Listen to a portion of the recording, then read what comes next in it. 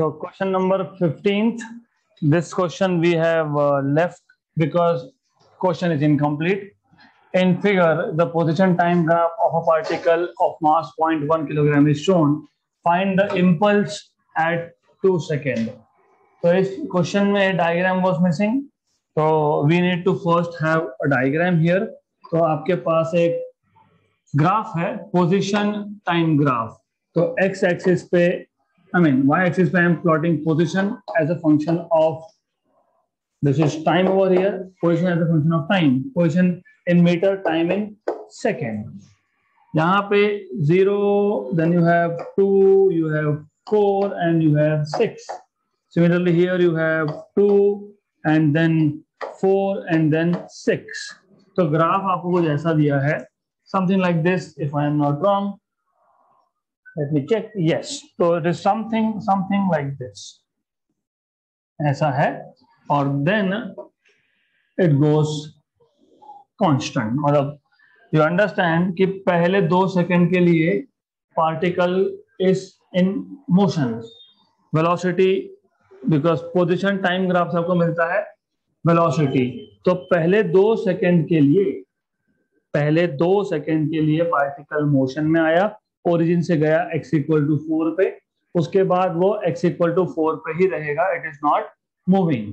This is what it means. आपको पूछा है what is impulse, how do you define impulse? Force into time. Basically अगर आपको याद होगा न्यूटन सेकंड लॉ, तो F is equal to dp by dt.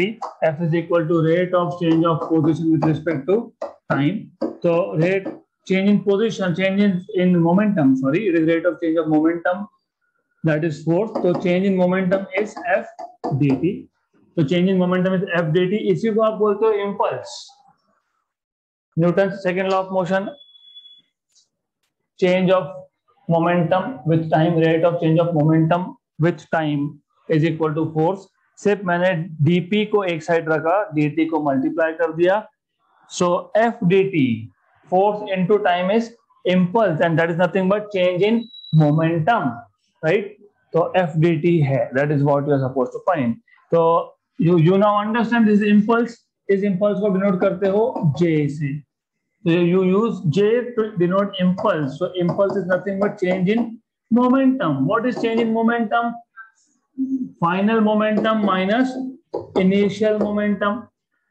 Final momentum is mass into final velocity and initial momentum is mass into initial velocity. So m v2 minus v1, right? Correct. तो कैसे find करोगे?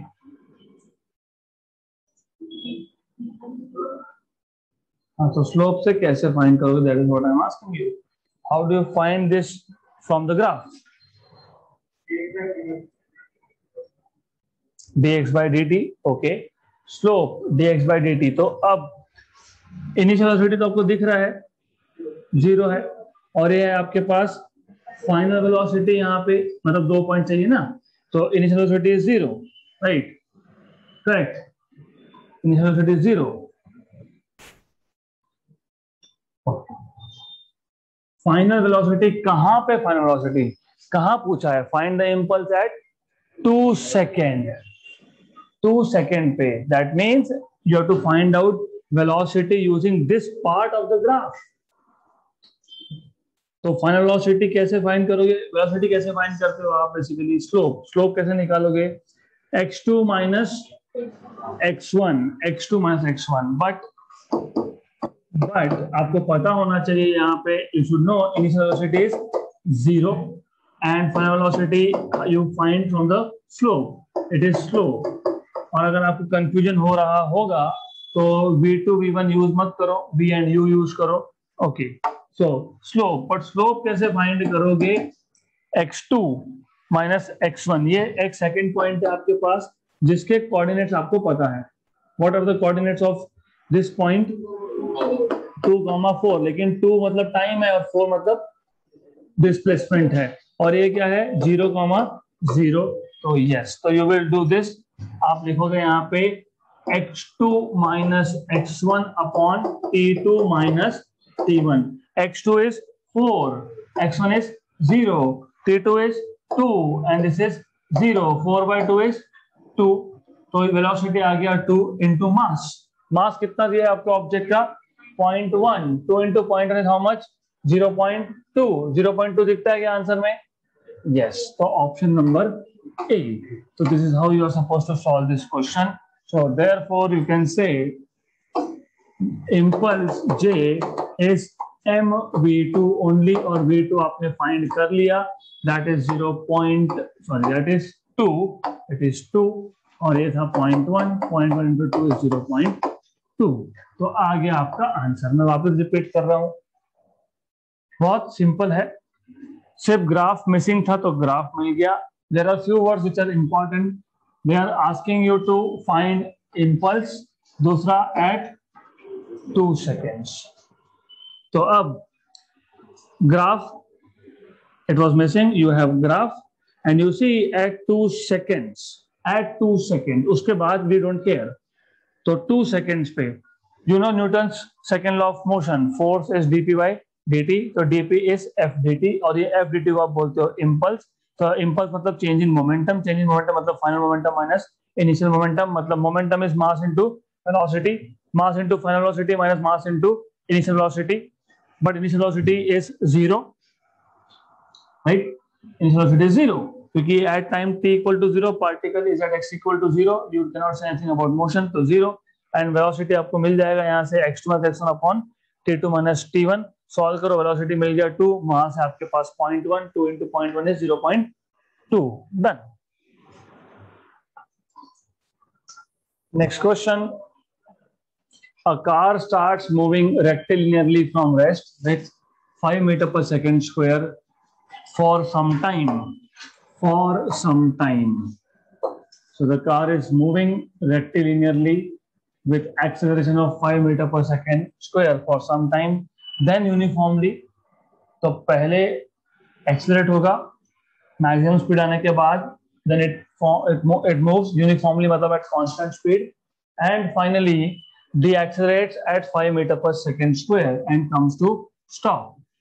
Okay, the total time of motion is 25 seconds. How long does the car move uniformly given average velocity is 72 km per hour during the motion?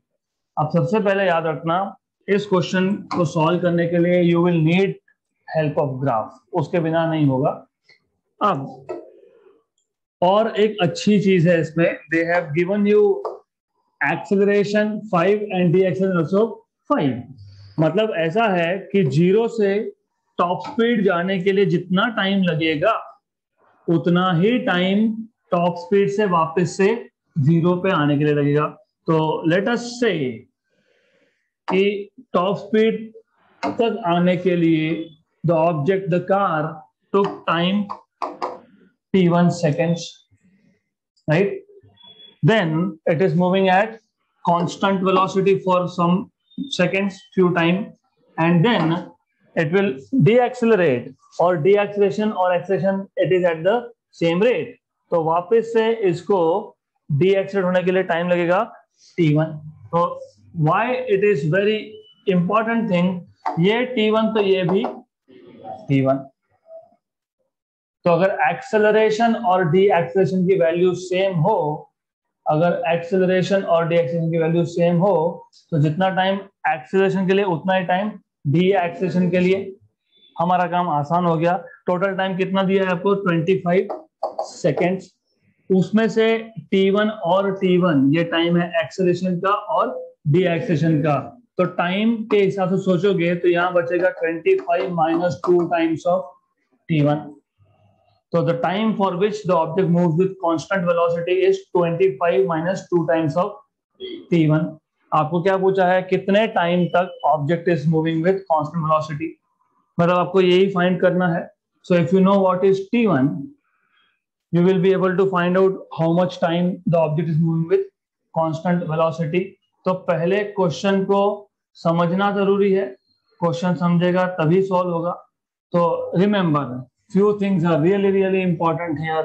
एक ये, दूसरा ये, acceleration and deacceleration they are at same rate.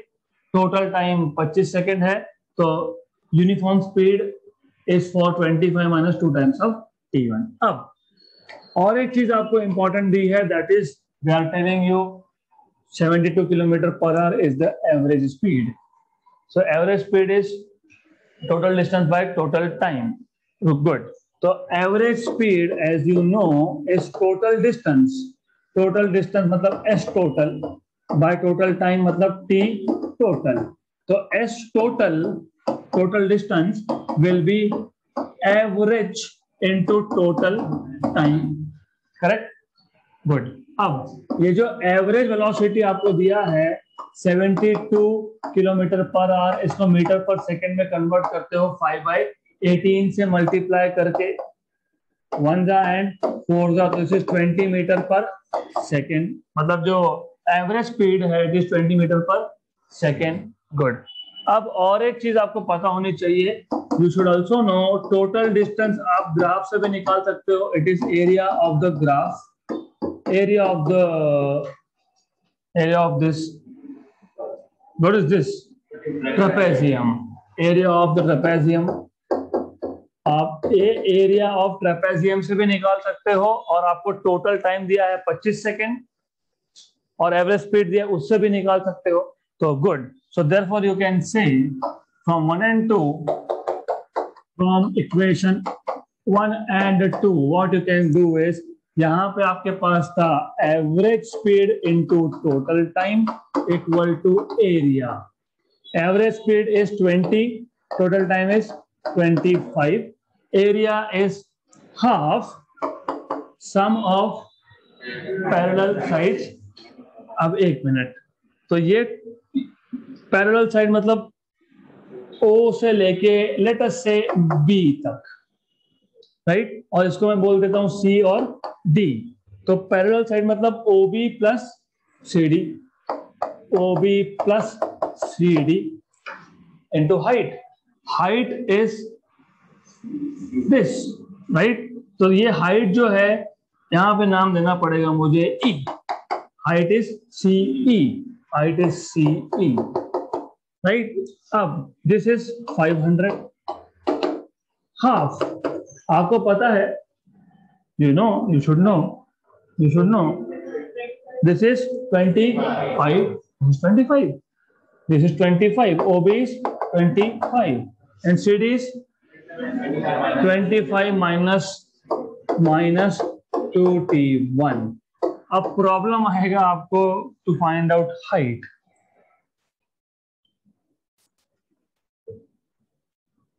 Problem नहीं आना चाहिए, easy है. Initial velocity 0, क्योंकि velocity है ना, initial is 0. Final velocity is initial plus 80, v equal to u plus 80. तो v equal to u plus 80 से v equal to u plus 80 से v मतलब यहाँ पे फाइनल वेलोसिटी u तो था 0 और a कितना है, a 5 और time for acceleration is t1. तो दिस मार्किंग इज 5t1. तो height is 5t1. Very good. तो हाइट इज 5t1, राइट? अब इसको करेंगे सॉल्व. ये यहाँ पे आके 1000 बन गया. This is 50 minus 2t1 into 5t1, right? Into है तो और भी अच्छा, 1 जा एंड 200 जा. अब इसको करो सॉल्व, ये आ जाएगा 200 इक्वल टू 50t1. और एक काम करते हैं, 2 कॉमन निकाल लेते हैं इन दोनों में से, हमारा काम और आसान. This is 2 common, 25 minus t1 into t1, 1 जा एंड 100 जा. तो 100 equal to 25 t1 minus t1 square. तो this is quadratic equation. t1 square minus 25, नहीं माइनस t1 स्क्वायर है ना, इसको यहां शिफ्ट कर लेंगे तो plus t1 square minus 25 t1 plus 100 equal to 0, plus 100 equal to 0. minus 20 and minus 5. Good. So minus 5 t1 minus 20 t1 plus 100 equal to 0। तो ये T1 कॉमन निकाल लिया, T1 माइनस 5 है ना। यहाँ से आपने -20 कॉमन निकाल लिया, T1 माइनस 5 इक्वल टू 0। तो T1 माइनस 5 या तो फिर T1 माइनस 20 इक्वल टू 0। तो T1 इक्वल टू 5 या फिर T1 इक्वल टू 20 तो हो नहीं सकता। क्यों? टोटल मोशन 25 सेकंड का था, एक्सेशन में 20 सेकंड लग गया, फिर डीएक्सेशन में 20 सेकंड लग गया, तो मोशन के टाइम से ज्यादा टाइम हो गया। You understand? टोटल मोशन ही 25 सेकंड्स का है, उसमें से T1 is time for acceleration and T1 is time for deceleration. अगर मैंने 20 ले लिया तो 20 सेकंड एक्सेलरेशन के लिए, 20 सेकंड डीएक्सेलरेशन के लिए, ये तो टोटल टाइम से ही ज्यादा हो गया, right?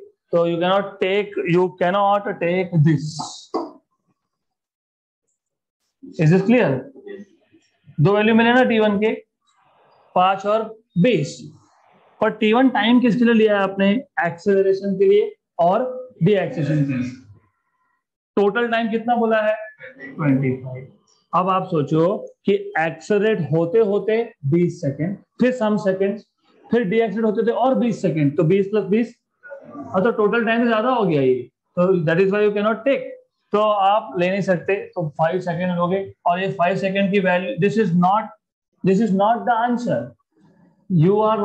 you want to find out time for which the object is moving with constant velocity। ये लिखा है ना, how long the car will move uniformly, मतलब you are supposed to find out 25 minus 2T1। तो 25 minus 2 into 5, 10। तो option number C। तो first of all you have to explain this, you need to know this properly। Therefore time for which the car moves uniformly, the car moves uniformly is 25 minus 2T1, that is 25 minus 2 into 5, that is 15 seconds, right?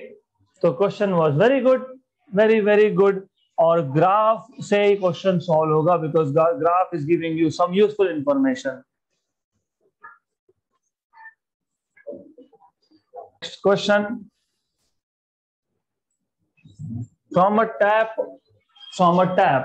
मतलब नल, 10 meter high drop fall at regular interval। important, बहुत important चीज है ये, that the drops are falling at regular interval। so you have a tap, something like this is ground, and the drops are falling at regular interval। so you have drops which are falling from this tap at regular interval। this is really important। regular interval का मतलब ये होता है कि किसी भी दो drop में डिस्टेंस हमेशा सेम रहेगा। तो you will have a situation something like this। okay, then आगे आपको बोला है, they are telling you when the first drop reaches ground, this is first, second, third, fourth and fifth। when the first drop reaches ground, the fifth drop is about to leave। पहला drop जब नीचे पहुंचेगा तो fifth just निकलने वाला है वहां से, about to leave. Okay, find the separation between second and third, find the separation between second and third. मतलब आपको बेसिकली ये पता होना चाहिए सबसे पहले, मोशन कहां से मेजर करोगे? टैप से, ग्राउंड से नहीं। तो इसका मतलब आपको पता होना चाहिए कि आपको ये डिस्टेंस फाइंड करना है विच इज x2 या s2 जो भी बोलो, नोटेशन डजंट मैटर। और ये डिस्टेंस फाइंड करना है x3 और x2 माइनस x3 करना है। डिस्टेंस फाइंड करते हो मतलब s equal to ut plus 1/2 at square.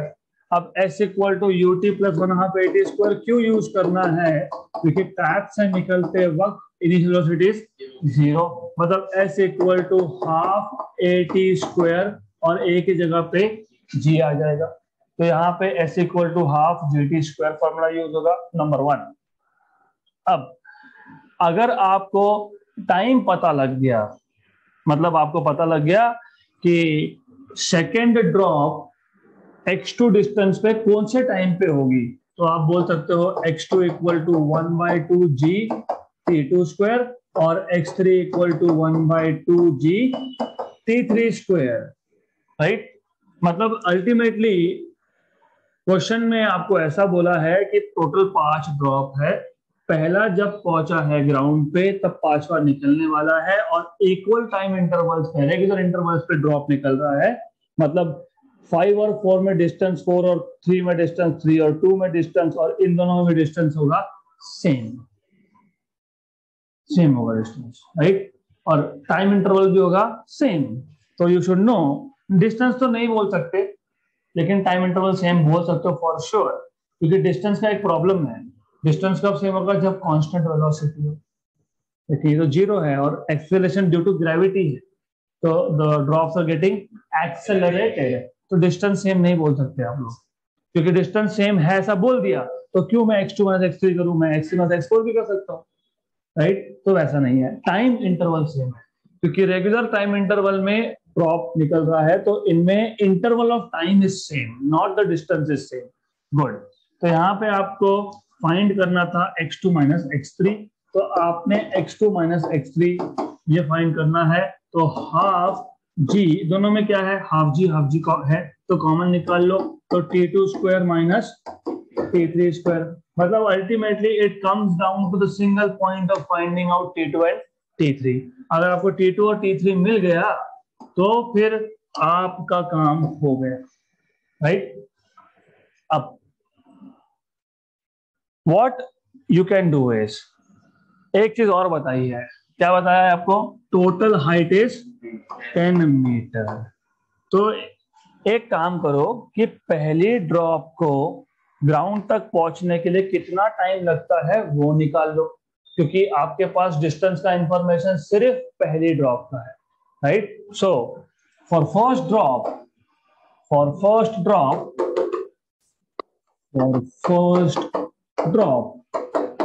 x1 equal to half g t1 square. x1 की वैल्यू 10, g की वैल्यू भी 10 मान लेते हैं। Let us take 10 by 2, t1 square cancel और कैंसिल, तो t1 स्क्वायर इक्वल टू 2, तो t1 equal to √2। Very good. मतलब पहले ड्रॉप को नीचे आने में लग गया √2 सेकेंड्स, और ऊपर से बोला है कि रेगुलर इंटरवल्स, मतलब ये कि टाइम के टर्म्स में सोचोगे तो यहाँ पे 4 इंटरवल है। एक इंटरवल पहले 2 में, फिर इंटरवल दूसरे तीसरे में, फिर तीसरे चौथे में, और चौथे पांचवे में, और टाइम इंटरवल सब में होगा सेम। तो सब में सेम, टोटल टाइम इंटरवल √2। तो किसी भी 2 ड्रॉप्स के बीच का टाइम इंटरवल विल बी √2/4, 5 नहीं। ड्रॉप 5 है लेकिन इंटरवल्स 4 है, राइट। तो याद रखना, ड्रॉप्स 5 है, 5 पॉइंट तो 4 सेक्शन बनेंगे ना। If you have 5 points you get 4 sections, so you have 5 drops, you get 4 time interval between 1 and 2, 2 and 3, 3 and 4, and 4 and 5। तो 4 टाइम इंटरवल बनेंगे। तो you need to understand, so total time intervals are 4, total time intervals are 4, one between each consecutive drop, each consecutive या successive drop, एक के बाद जो एक drop है उसमें time interval between each successive drops, okay, right. Therefore time interval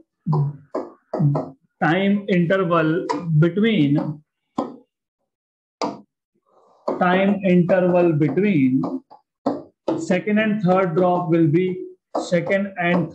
drop will be क्या आएगा? एक मिनट समझ लो वापस से। आपने पहली ड्रॉप को नीचे पहुंचने में कितना टाइम लगा वो निकाल लिया, कितना आया? √2 सेकेंड्स। अब मैं बोल रहा हूं कि पहली और पांचवी ड्रॉप में 3 ड्रॉप और है, सेकेंड, थर्ड, फोर्थ, तो टोटल टाइम इंटरवल कितने बन गए? 4, राइट। तो किसी भी 2 में टाइम इंटरवल है सेम, मतलब टोटल टाइम को मैं कितने डिवाइड करूंगा? 4। तो सेकंड और थर्ड में कितना टाइम इंटरवल है? टोटल बाय 4 मतलब t1/4 4. What is T1? Root 2 by 4. What is root 2 by 4? 4 is 2 into 2. तो root 2 और ये है आपके पास 2 into 2, but 2 is again root 2 into root 2. तो ये आ गया ऐसा, एक root 2 एक root 2 कैंसल, 1/2 root 2 बराबर, राइट। अब एक काम करते हैं, थोड़ा कंफ्यूजन कम रहे इसके लिए ऐसा करते हैं, time interval between any two drops, ऐसा बोल देते हैं, between any two drops, between any two drops, ये आ गया 1/2 root 2, राइट। अब ये टोटल टाइम था √2, यहां से यहां तक 1/2 √2, उसके बाद और 1/2 √2, मतलब कितना √2 कितना आया, 1/2 √2, ये भी 1/2 √2, ये भी 1/2 √2, ये भी 1/2 √2, करेक्ट। तो T3 फाइंड करना था ना, T3, तो T3 मतलब यहां से यहां तक कितना, 1/2 √2 plus 1/2 √2, 2/2 √2, very good. Therefore T3 is 1/2 √2 plus 1/2 √2, मतलब 2/2 √2, 2/2 √2 कैंसर, 1/2 √2। अभी आपको फाइंड करना था T2। अब मुझे बताओ T2 मतलब यहां से यहां तक 1 2 3, 3/2 √2, ये आ गया आपका 3/2 √2। Therefore x2 minus x3 equal to 1/2, g की वैल्यू डालेंगे 10, और यहां था T2 स्क्वायर 9/2 √2 का स्क्वायर, 9/2 √2 का स्क्वायर माइनस,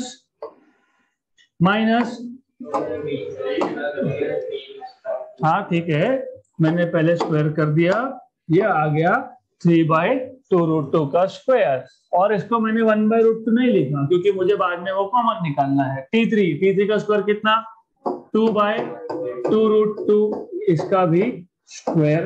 अब ये आ जाएगा 5, इन दोनों में से आप 2 √2 के स्क्वायर को निकालोगे बाहर, डिनोमिनेटर में से ऊपर आएगा 9 का, 3 का स्क्वायर 9 और 2 का स्क्वायर 4, ये आ गया 5 और ये आ गया 5, 25, 25, this is 25, 2 square is 4 into 2 is 8, 25/8, मतलब 3 point something है ना, है 25/8 नहीं है, 27/8 है, 25/8 नहीं है, तो ऑप्शन नंबर आना चाहिए आपके पास नन ऑफ दिस। तो लेट मी चेक, और क्वेश्चन नंबर 18 का आंसर की आपके पास है 25/8, नन ऑफ दिस। तो हमारा answer Bingo, right at the target, 25/8, तो ये हमको मिलने वाला है।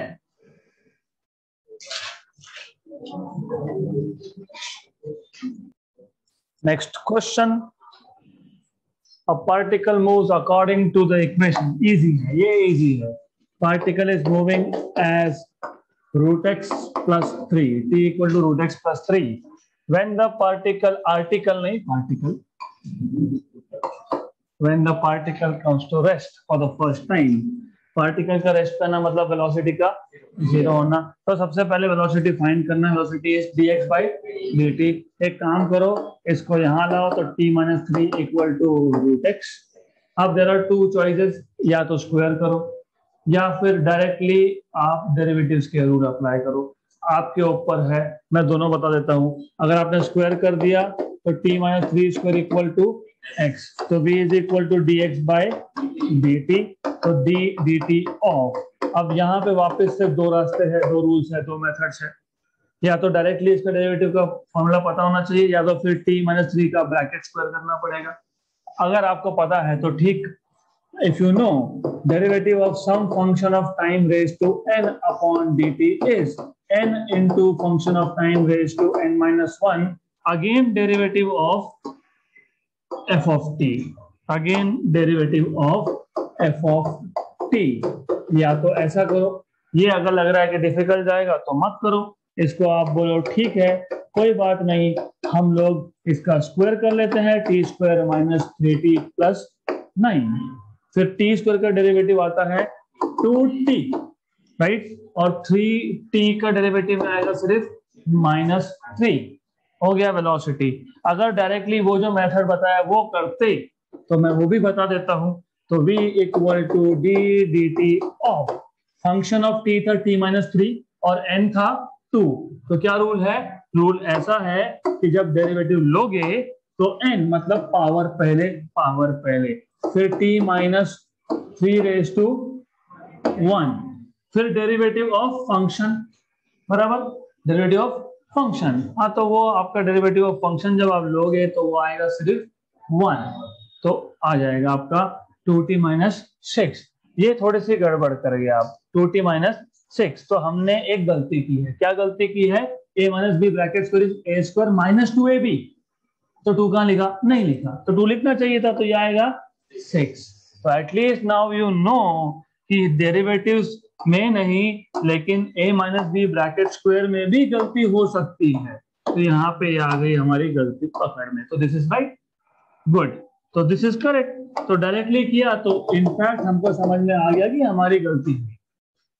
तो ये जो फॉर्मूला है f of t raise to n का डेरिवेटिव, f ऑफ t क्या है, t-3, उसका पावर 2, तो फॉर्मूला क्या है कि पहले पावर लिखो, मतलब क्या लिखो, 2 लिखो, फिर फंक्शन लिखो, मतलब फंक्शन क्या है t-3, पावर में क्या लिखेंगे अब n-1, मतलब 2 - 1 इज 1, फिर derivative of f of t, मैं पूरा का पूरा स्टेप लिख के दे देता हूं, जिनको नहीं पता उनके लिए, डोंट वरी। तो यू हैव हियर 2 - 1, फिर वापस से डेरिवेटिव हमने लिया t-3 का, ओके। तो इसके बाद की स्टेप में हमको मिला था ऐसा, 2 into t-3 raise to 1, t का डेरिवेटिव 1, 3 का डेरिवेटिव 0, तो ये आ गया ऐसा 2t-6, तो ऐसा भी चलेगा। अब आपको बोला है कि सबसे पहली बार वेलोसिटी कब 0 हुआ, तो put v equal to 0, put v equal to 0, if v is 0 you have 0 equal to 2t-6, मतलब 2t equal to 6, मतलब t equal to 3 seconds. So that's the last question for today.